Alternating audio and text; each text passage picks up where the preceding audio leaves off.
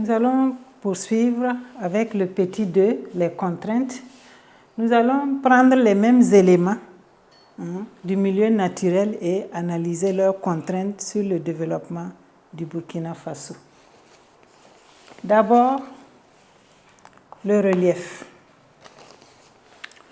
Le relief du Burkina Faso est dans l'ensemble plat, mais c'est un relief incliné vers le sud, ce qui entraîne l'écoulement des eaux vers les pays voisins. Donc cela ne permet pas au Burkina Faso de disposer d'eau en surface importante pour son développement économique. Au niveau du climat, le climat, nous avons dit au départ également que c'est un climat qui est chaud, moyennement humide. La chaleur du climat entraîne de fortes évaporations, surtout pendant la saison sèche. Donc, ça ralentit les activités économiques comme l'agriculture, comme l'élevage, comme la pêche. Le climat est un climat qui a des vents poussiéreux à certains moments de l'année, comme par exemple la période où souffle l'harmattan. L'harmattan, qui est un vent sec et poussiéreux, entraîne le développement de nombreuses maladies. Nous avons également la chaleur qui entraîne l'assèchement des sols et cela rend difficile la pratique de l'agriculture. L'existence aussi d'une période de saison sèche, c'est une période où il y a l'inactivité du monde rural.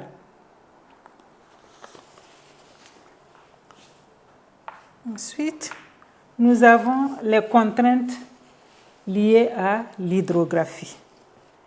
Les cours d'eau au Burkina Faso ont un régime irrégulier et l'absence d'eau fait que, à certains moments de l'année, fait que certaines activités économiques ne peuvent pas se faire.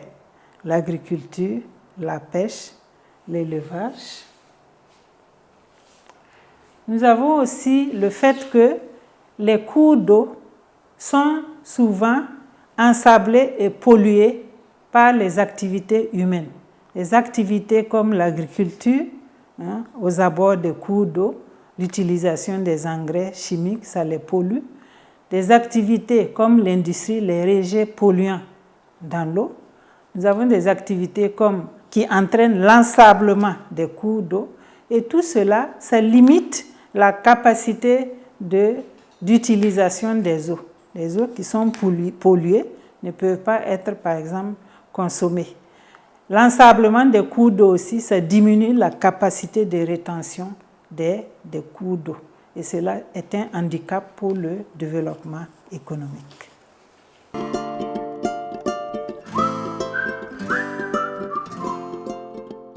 Nous abordons maintenant les contraintes liées au milieu naturel.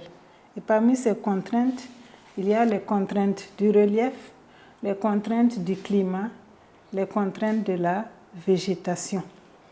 Au niveau des contraintes du relief, il y a le fait que l'inclinaison de la pénéplaine, c'est le relief presque plat. Donc cette inclinaison vers le sud entraîne l'écoulement des eaux vers l'extérieur. On dit que les cours d'eau sont exoréiques et cela limite la capacité de rétention des eaux de surface.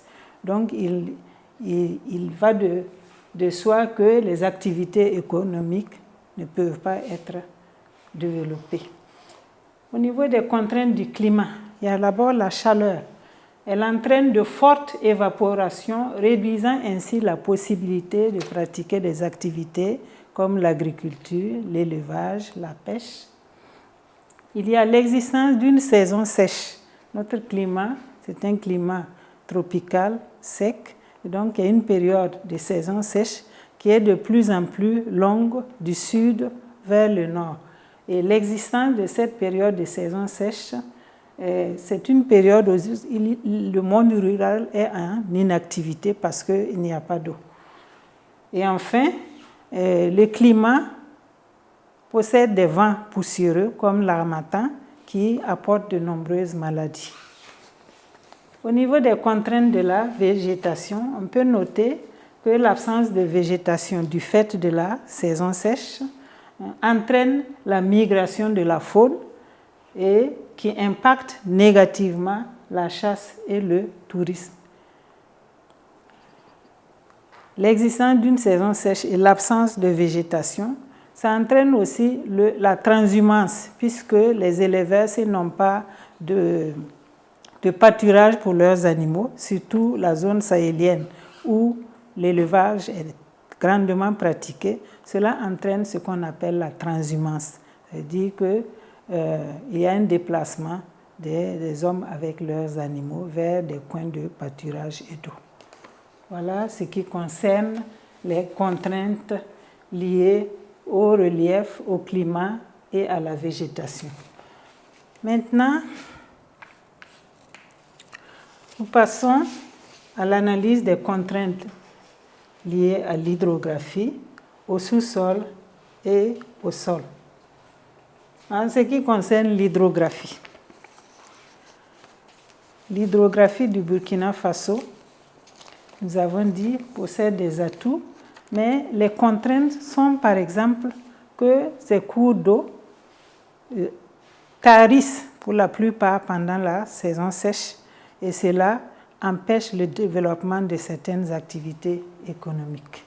De plus, les cours d'eau sont pollués et ensablés, pollués par des activités diverses comme les activités agricoles, les activités industrielles, et pollués aussi, ensablés par des activités comme la pratique de l'agriculture à proximité. Et cette situation limite la quantité et la qualité de l'eau disponible. En ce qui concerne le sous-sol du Burkina Faso est très riche, c'est vrai, mais l'exploitation minière est rendue difficile à cause de la dureté de la roche parce que près d'un quart je dirais même les 3/4 du territoire sont couverts de roches précambriennes et ces roches-là sont difficiles à pénétrer. La dureté limite l'activité d'exploitation minière. Et enfin, au niveau des sols, nous pouvons dire que les sols du Burkina Faso sont en majorité pauvres.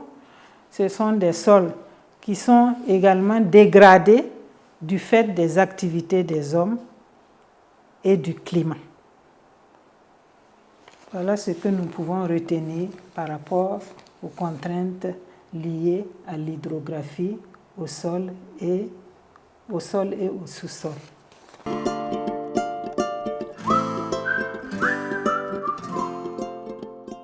En ce qui concerne la suite des contraintes, nous avons les contraintes liées à l'hydrographie. Les cours d'eau du Burkina Faso s'assèchent pendant la saison sèche pour la plupart, ce qui empêche le développement des activités économiques comme l'agriculture, l'élevage, la pêche.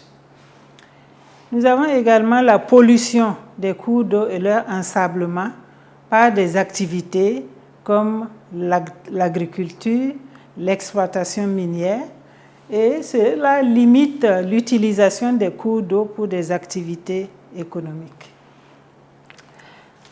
En ce qui concerne les contraintes liées au sous-sol, nous pouvons signaler le fait que l'exploitation minière est très difficile parce que les sols du Burkina Faso sont dominés par des roches du précambrien et ces roches-là sont très dures, leur dureté limite l'activité minière au Burkina Faso, surtout l'activité de l'orpaillage qui est l'exploitation artisanale de l'or avec des moyens vraiment archaïques.